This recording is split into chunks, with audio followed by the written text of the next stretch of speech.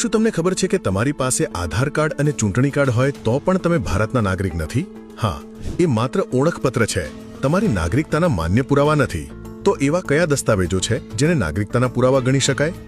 આજના વિડીયોમાં સમજીએ. ભારતના મોટાભાગના લોકો પોતાની સાથે આધાર કાર્ડ લઈને ફરતા હોય છે. તેથી તેઓ એમ જ સમજતા હોય છે કે આધાર કાર્ડ તેમની નાગરિકતાનો પુરાવો છે.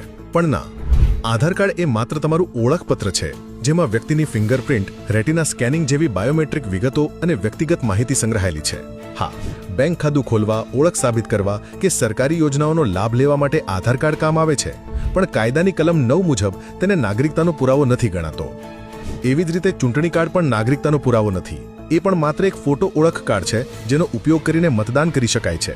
ચૂંટણી કાર્ડ એ વાતની સાબિતી આપે છે કે મતદાર સ્થાનિક નિવાસી હોવા બાબતની ચકાસણી થઈ ચૂકી છે અને તે તેના મતવિસ્તારમાં મતદાન કરવા માટે પાત્ર છે. એવી જ રીતે પાન કાર્ડ પણ એક ઓળખ કાર્ડ છે. તો રેશન કાર્ડ પણ ભારત સરકાર દ્વારા ગરીબ પરિવારોને રાહત દરે ખાદ્ય પદાર્થો મેળવવા માટે અપાય છે.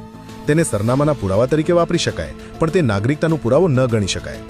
હવે જો આધાર કાર્ડ નહીં, ચૂંટણી કાર્ડ નહીં, પાન કાર્ડ નહીં, રેશન કાર્ડ નહીં, તો તમારા ભારતીય હોવાનો પુરાવો છે શું? તો આ છે તેનો જવાબ. 1. ભારતીય પાસપોર્ટ. પાસપોર્ટ એ ભારતીય નાગરિકતાનો સૌથી મજબૂત પુરાવો છે, કારણ કે તે ફક્ત ભારતીય નાગરિકોને જ મળી શકે. પાસપોર્ટ આપતા પહેલા સ્થાનિક પોલીસ સ્ટેશનનો એક અધિકારી અરજદારના ઘરે આવીને અરજદારની નાગરિકતા ચકાસે છે. 2. જન્મ પ્રમાણપત્ર. નાગરિકતા અધિનિયમ 1955ની કલમ 3 મુજબ 26 જાન્યુઆરી 1950 થી લઈને 30 જૂન 1987 સુધીમાં ભારતમાં જન્મેલ વ્યક્તિ જન્મથી જ ભારતીય નાગરિક ગણાય છે. 1 જુલાઈ 1987 થી લઈને 2 ડિસેમ્બર 2004 સુધીમાં ભારતમાં જન્મેલ વ્યક્તિના માતા કે પિતા બેમાંથી ઓછામાં ઓછી એક વ્યક્તિ ભારતીય નાગરિક હોવી જોઈએ, તો તે વ્યક્તિ ભારતીય નાગરિક ગણાય. 3 ડિસેમ્બર 2004 પછી જન્મેલી વ્યક્તિના માતા અને પિતા બંને ભારતીય નાગરિક હોવા જોઈએ, અથવા જો બે પૈકી એક જ ભારતીય નાગરિક હોય તો બીજો ગેરકાયદે નાગરિક ન હોવો જોઈએ, એટલે કે તેમણે કાયદાકીય રીતે ભારતનું નાગરિકત્વ લીધેલું હોવું જોઈએ. અને ત્રીજું, નાગરિકતા પ્રમાણપત્ર.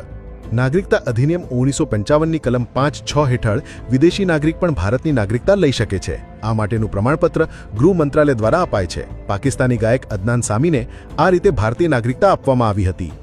આ સિવાય પણ હજુ એક ડોક્યુમેન્ટ છે અને એ છે નિવાસ પ્રમાણપત્ર. અમુક કિસ્સામાં રાજ્ય સરકાર દ્વારા અપાતું નિવાસ પ્રમાણપત્ર નાગરિકતા સાબિત કરવામાં મદદરૂપ થાય છે.